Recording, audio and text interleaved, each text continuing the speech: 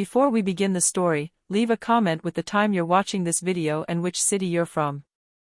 And of course, share your opinion about the story and leave a like to support our channel. The call came while I was standing by the kitchen island, staring at a half-finished espresso that had already gone cold. It was my father's name on the screen, which wasn't unusual, but something about the timing felt off. He didn't usually call me directly. Messages went through assistants, schedules were arranged days ahead. Nothing in my family happened without structure. I answered anyway. "Elena," he said, and his voice was flat, like he was reading from a note someone else had written. "This is just to inform you that, effective immediately, your access to family accounts has been revoked." I didn't say anything at first. I waited, thinking there would be more context, some explanation wrapped in the usual polished language. But there wasn't. "You're no longer tied to the estate," he continued. "And it's best if you don't return to the house." That was it. No argument. No accusation. Just a clean cut.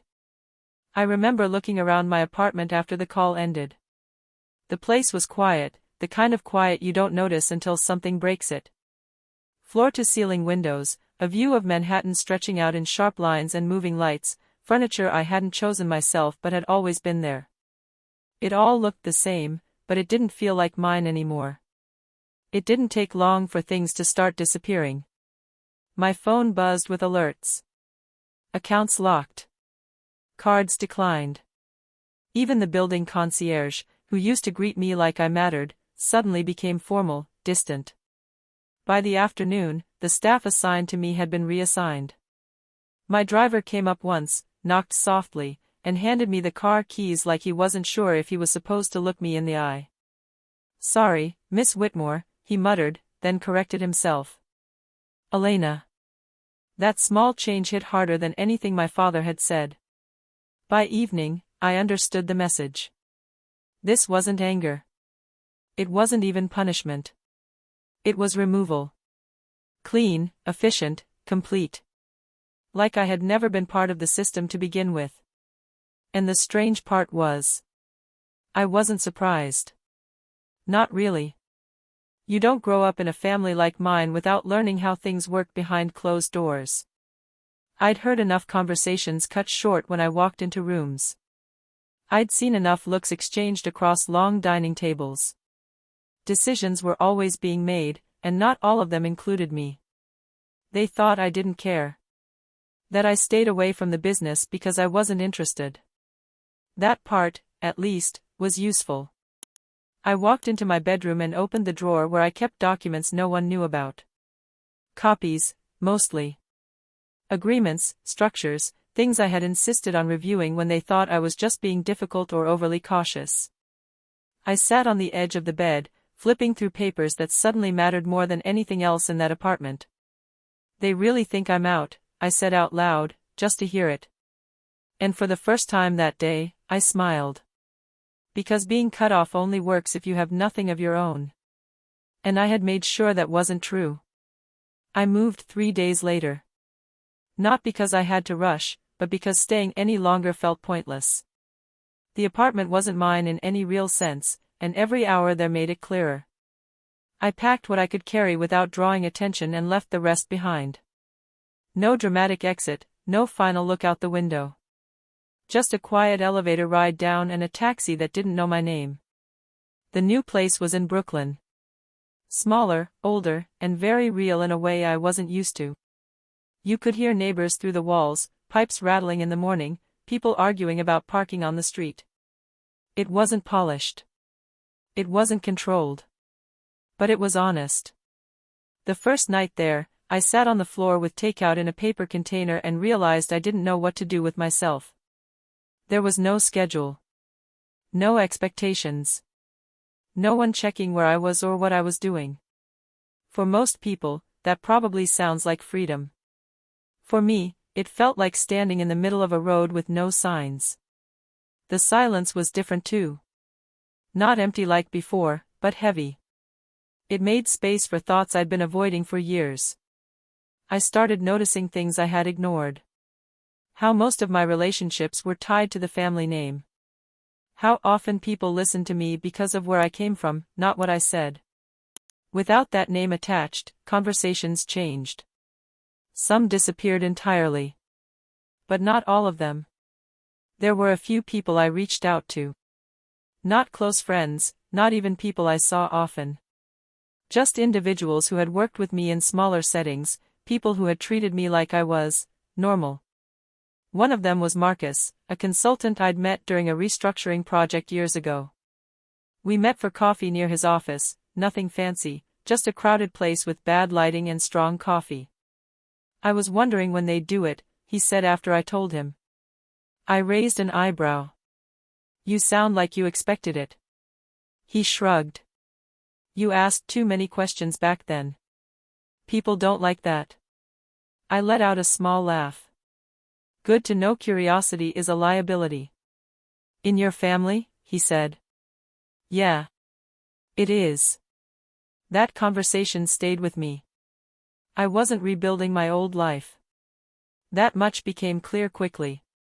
I wasn't trying to get back what I lost. I was figuring out what I actually had without it. And while I was adjusting, the world I came from kept moving. It was impossible to avoid the headlines. Whitmore Corporation announcing a new phase. My brother Daniel stepping in as the public face of the company. Photos of him in tailored suits, shaking hands, smiling like everything was exactly as it should be. They framed it as progress. Fresh leadership. A new direction. I studied those articles more carefully than anyone would expect. Not because I missed it, but because I understood what wasn't being said. Daniel had always been confident. Charismatic, even. But he wasn't patient. He liked quick wins, visible results. The kind of decisions that look good in the short term. That works, until it doesn't. I started seeing patterns. Small things at first. A deal that felt rushed. A partnership that didn't quite make sense. Comments from analysts that were easy to ignore if you weren't paying attention. From the outside, it still looked solid. But I knew better. And as I sat in that small apartment, with the city noise filtering through thin windows, I realized something that changed everything. They hadn't just pushed me out. They had stopped watching me. That was their first real mistake. The truth is, I didn't start preparing for that moment when my father called me. It began years earlier, during a phase no one in the family cared much about. It was during one of those internal restructures, the kind that gets buried under bigger announcements. New entities, adjusted ownership layers, technical shifts that only matter if you're paying attention to how control actually works. I asked to be involved. Not in a dramatic way. I didn't fight for visibility or push to lead anything important. I positioned myself where no one else wanted to spend time, reviewing documents, understanding how pieces connected, following the logic instead of the headlines. They let me. To them, it looked like I was keeping busy without interfering. Harmless. Detached. What they didn't realize was how much power sits in the background. Several holding companies were created during that period. Small, quiet entities that didn't attract attention because they weren't operational. They didn't produce anything, didn't appear in public reports in any meaningful way. But they held shares. Voting shares. I made sure I was the one overseeing those structures. I handled the paperwork, worked with the legal teams, asked questions that seemed technical but weren't random. And when the time came to finalize everything, I made one simple decision. I didn't give them back. Not directly. Not in a way that would trigger alarms. I structured them through layers, trusts, agreements, conditions that were completely legal but easy to overlook if you assumed everything was aligned. At the time, it felt like insurance. A way to have something that was mine, even if it stayed in the background. I never told anyone. So when my access was cut, when they removed me from every visible part of the family, those structures stayed exactly where they were. Untouched. Unnoticed. From my apartment, I started reviewing everything again. Slowly, carefully. I wasn't in a rush. Rushing is how you make mistakes, and I had spent too long being underestimated to ruin that advantage. I reached out to a few contacts, quiet conversations, nothing that could be traced back to a single intention. People who understood corporate mechanics, who knew how influence moves without being seen. "Are you planning something?" one of them asked me during a late call. "I'm observing," I said. "For now." Because that was the truth. The situation inside the company was shifting. Not collapsing, not yet, but the cracks were there. I could see them in the numbers, in the decisions being made, in the way certain people started distancing themselves without making it obvious. Daniel was moving fast. Too fast. And the board, at least the ones who actually paid attention, was starting to notice. I didn't need to step in immediately. In fact, doing nothing was more effective. Let the pressure build. Let the consequences of those choices surface on their own. All I had to do was be ready. Because the moment would come when control wouldn't be about who had the title or the spotlight. It would come down to who actually held the weight behind the decisions. And when that moment arrived, they wouldn't see me coming. Not because I was hiding. But because they had already decided I wasn't there. I didn't have to wait long before the signs became harder to ignore. At first, it showed up in small ways. A delayed earnings report. A vague statement about market adjustments that didn't actually explain anything. Then came the executive changes, quiet resignations, people stepping down to pursue other opportunities. That kind of language usually means something went wrong. I started tracking everything more closely. Old habit. From the outside, the company still looked stable. The branding was intact, the messaging controlled. But underneath that surface, decisions were stacking on top of each other without enough thought behind them. I could see it in the timing of acquisitions, in the way capital was being moved too quickly. Daniel was trying to prove something. That was always his weakness. He didn't like slow progress. He wanted visible wins, something he could point to and say, "This is mine." And for a while, it worked. The media liked him. Investors stayed quiet. But numbers don't care about image. One night, I was sitting at my kitchen table, laptop open, going through a set of financial disclosures that most people wouldn't bother reading. I noticed a pattern in how certain approvals were passing. Not unanimously. Not even comfortably. Just enough to get through. That meant hesitation. And hesitation, in a room full of people who care about control, turns into division pretty quickly. That's when I started moving. Not directly. Never directly. I reached out to Marcus again. We met in the same coffee shop, same bad lighting, same noise that made conversations feel private even when they weren't. "They're splitting," I told him. He nodded like he had already come to the same conclusion. "Yeah. I've heard things."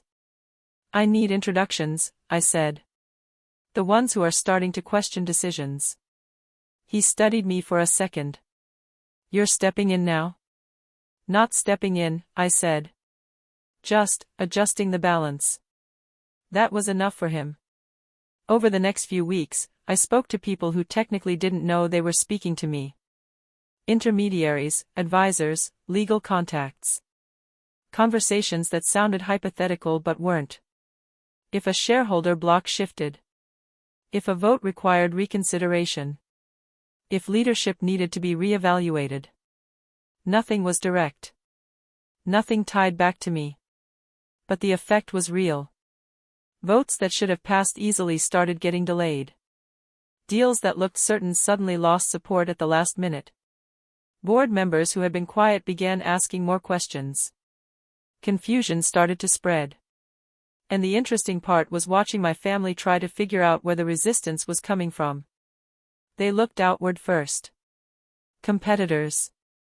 Market conditions. External pressure. They never thought to look at what they had already pushed aside. I stayed exactly where I was, in that same apartment, living a life that looked small from the outside. Groceries from the corner store, long walks when I needed to think, no visible connection to any of it. But every now and then, I'd catch a headline or hear a passing comment that confirmed it. The balance was shifting. Slowly, but in a way that couldn't be reversed easily. And I still hadn't shown my face. The call about the board meeting came through Marcus. "Emergency session," he said. "They're trying to stabilize things before it gets worse." I leaned back in my chair, letting that sink in. And it's messy," he added. "No clear majority on anything right now." That was what I had been waiting for. Not chaos. Not collapse. Just enough instability that control could change hands without looking forced. "When is it?" I asked. "Tomorrow morning." I didn't respond right away. I walked over to the window, looking out at the street below. People moving, cars passing, everything normal in a way that felt disconnected from what was about to happen. "Good," I said finally. "That works." The next morning, I didn't rush. There was no need. I got ready the same way I used to, back when these meetings were part of my routine. Simple, precise, nothing that tried too hard. The building felt exactly the same when I walked in. Same marble floors, same quiet efficiency. For a second, it almost felt like nothing had changed. But then people started noticing me. You can tell when someone recognizes you but doesn't know how to react. It shows in the pause, the slight shift in posture. No one stopped me, though. No one told me I didn't belong there. That was the first confirmation. When I reached the boardroom, the door was already closed. Voices inside, tense but controlled. I opened it without knocking. The room went silent. Daniel was at the head of the table. He looked at me like he wasn't sure if I was real. "Elena," he said. I didn't answer right away. I walked in, took a seat like I had never left, and placed a folder on the table in front of me. "You should continue," I said calmly. "I'd like to hear where things stand." No one moved for a second. Then the meeting resumed, but it wasn't the same. Every word felt heavier, every glance more careful. I let them talk. Let them explain the situation, the proposed solutions, the urgency. And then, when it reached the point where a decision had to be made, I opened the folder. "I think we should clarify something first," I said. I slid copies of the documents across the table. Legal structures. Shared distributions. Voting rights. At first, there was confusion. Then recognition. Daniel's expression changed. "This doesn't make sense," he said. "These entities are still under my control," I interrupted, not raising my voice. Silence again. I explained it simply. No long speech, no unnecessary detail.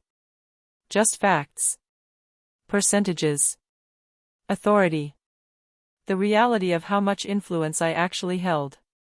"You removed me from the visible structure," I said. "Not from the company itself." One of the board members leaned forward, studying the documents more closely. "Is this current?" "Yes." That was enough. The shift didn't happen all at once. It never does. It's subtle. A change in posture, in tone, in who people start looking at when they speak. Questions that had been directed at Daniel started coming to me. Clarifications. Opinions. Possibilities. By the time the vote came, the outcome was already clear. Not because I forced it. Because they understood. When the final decision was made, Daniel didn't argue. He just sat there, staring at the table like he was trying to piece together where things had gone wrong. I stood up, gathering my documents. For a moment, I thought about saying something more. Something personal. But there was nothing to add. This wasn't about emotion. It was about reality. And reality had just caught up with all of us. Taking control didn't feel the way I thought it would. There was no rush, no sense of victory like people imagine. Just a quiet shift in responsibility. Meetings to restructure leadership, decisions that had to be made quickly but carefully, conversations with people who suddenly treated me very differently. Respect, this time. Not assumption. The first thing I did was slow everything down. No more rushed expansions. No more decisions made for the sake of appearance. We reviewed projects one by one, cutting what didn't make sense, reinforcing what did. Some people didn't like that. They were used to momentum, even if it wasn't stable. They didn't last long. I didn't remove people out of anger. That would have been easy, and honestly, expected. Instead, I looked at who had enabled the situation to get that far. Who had stayed quiet when it mattered. Who had prioritized loyalty over judgment. Those were the ones who had to go. At the same time, I brought in people who knew how to say no. People who weren't impressed by titles, who cared more about outcomes than optics. It changed the atmosphere quickly. As for my family, that part was quieter. We didn't have a dramatic confrontation. No long conversations about what had happened. The distance was still there, but it felt different now. Not imposed. Chosen. My father tried to speak to me once, a few weeks after everything settled. "You handled this, decisively," he said. I nodded. It needed to be done. He looked like he wanted to say more, but didn't. And that was fine. I wasn't looking for acknowledgement anymore. Daniel kept his distance. I didn't push him on it. We had always understood each other in a complicated way, and this didn't simplify anything. If anything, it made things clearer. We were not the same. One evening, I stayed late at the office, long after most people had left. The city outside was quieter, lights stretching out in every direction. It was a view I used to take for granted. I stood there for a while, just looking. They had cut me off completely. No money, no access, no place in the structure they built. At the time, it was supposed to erase me. Instead, it forced me to stand on something that was actually mine. Not just the shares. Not just the position. The decisions. The way I handled everything when there was no safety net left. I thought about that version of me, standing in that apartment with everything slipping away. She didn't panic. She paid attention. And that made all the difference. I turned off the lights before leaving, the office falling into darkness behind me. For the first time in a long time, I wasn't thinking about what I had lost. Only about what I had built from it.